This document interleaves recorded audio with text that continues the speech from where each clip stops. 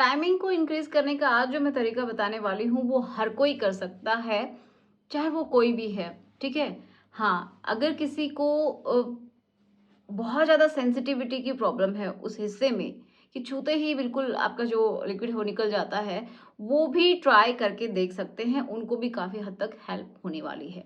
ठीक है। तो मैं दो तरीके बताऊंगी जिनकी हेल्प से आप अपनी टाइमिंग को बहुत अच्छे से बढ़ा सकते हैं और जो दोनों ही पार्टनर हैं वो हैप्पी रह सकते हैं। तो क्या करना है, तो जो पहला तरीका है वो तो ये है जो कि बहुत सारे लोग ट्राई करते हैं और जिनकी स्पेशली जिनकी हाइपर सेंसिटिविटी की प्रॉब्लम है ना, वो तो बिल्कुल ट्राई करके देखें।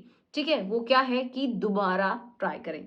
मतलब क्या है कि जैसे कुछ लोग बहुत टाइम के बाद मिलते हैं या फिर जिनकी बहुत ही ज़्यादा सेंसिटिव वहाँ की स्किन हो गई है, तो वो लोग क्या करते हैं कि एक बार नॉर्मली जितना भी टाइम चले, ठीक है, पहले तो आप उसको जो अपनी पार्टनर है उसको आप जो फोरप्ले का जो टाइमिंग है उसको इंक्रीज कर दीजिए।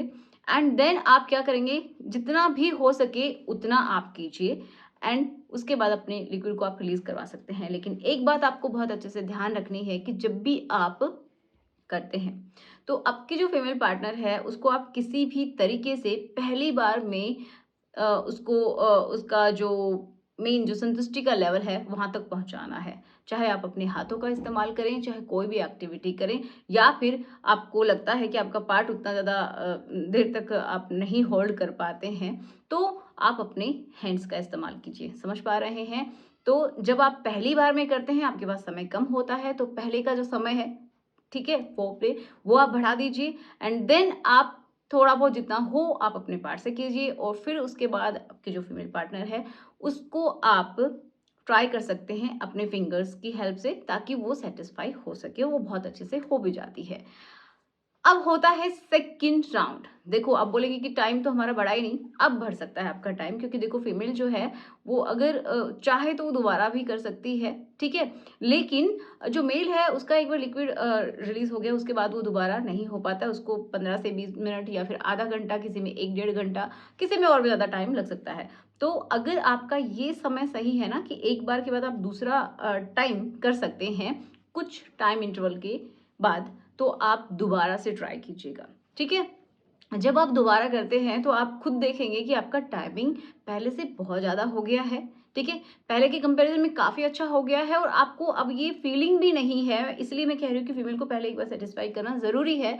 आपके अंदर ये फीलिंग भी नहीं है, एक प्रेशर भी नहीं है कि आपकी फीमेल पार्टनर को आपको बहुत ज़्यादा टाइमिंग देना है। तो ये दोनों की म्यूचुअल अंडरस्टैंडिंग होती है जिसकी हेल्प से आप ऐसा कर सकते हैं कि आपकी फीमेल पार्टनर भी बहुत अच्छे से सेटिस्फाइड हो चुकी है और जब आप आगे करते हैं तो उसको बुरा नहीं लगेगा, उसको अच्छा ही लगेगा। ठीक है। तो ये दोनों के लिए बेटर है कि आप सेकंड राउंड ट्राई करें।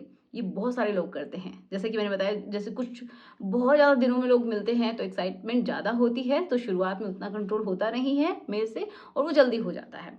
एंड जब वो सेकंड टाइम करते हैं तो बहुत अच्छे से दोनों ही एंजॉय करते हैं। तो ये भी हो सकता है दूसरा तरीका जो कि बहुत ही अच्छा है एंड ये भी कोई भी ट्राई कर सकता है। लेकिन आज जिनकी सेंसिटिविटी बहुत ही ज़्यादा है तो उनके लिए थोड़ा सा मुश्किल हो जाता है, बट ट्राई करके आप ज़रूर देखिएगा। ये क्या है कि आप क्या करेंगे कि जब भी आप करना शुरू करते हैं तो कभी कभी बहुत ही जल्दी वो जो लिक्विड है वो निकलने के लिए दौड़ता है, लेकिन आपको थोड़ा सा कंट्रोल करना है और आपका जो पार्ट है अगर फीमेल की बॉडी से टच है तो उसको हटा लीजिए। ठीक है, बिल्कुल ही आप हटा लीजिए। और आप क्या कर सकते हैं ना कि जो जो पोजीशन आपको बहुत ज़्यादा अच्छी लग रही है उसको एक बार के लिए स्किप कर दीजिए। तो जैसे ही आप अपनी पोजीशंस को, कुछ एक्शंस जो कि आप करते हैं उनको अगर आप चेंज करते हैं तो थोड़ा सा इंटरेस्ट आपका भी कम होता है, या फिर आप ये समझिए कि एक बार के लिए आपका ध्यान भटकता है तो उसके दौरान आपका समय थोड़ा सा इंक्रीज हो सकता है। तो थोड़ा थोड़ा करके अगर आप करते हैं तो जैसे रुके, थोड़ी देर किया, फिर आप रुक गए, इस तरीके से आपने पोजीशन चेंज कर ली, तो अगर आप ऐसा करते हैं ना तो आपका समय इस तरीके से भी बढ़ाया जा सकता है। आप अपने उस लिक्विड को उस टाइम तक होल्ड कीजिए जिससे पहले वो निकलना, जिसके बाद वो निकलने वाला होता है। मतलब एक एक पॉइंट होता है, तो अगर आपने उस एक पॉइंट तक रोक लिया उसके बाद वो वापस लौट जाता है, लेकिन अगर उस पॉइंट तक नहीं रोका, एक बार निकल गया तो फिर वो निकल ही जाता है। तो बस आपको ये ध्यान रखना है, अपनी पोजीशंस को आप चेंज कर लीजिए ताकि आपका ध्यान भी भटके, आपका समय भी बढ़े। तो ये दो तरीके हैं। आपको कौन सा पसंद है और अगर आप ट्राई करते हैं तो मुझे कमेंट बॉक्स में ज़रूर बताइएगा। So good bye.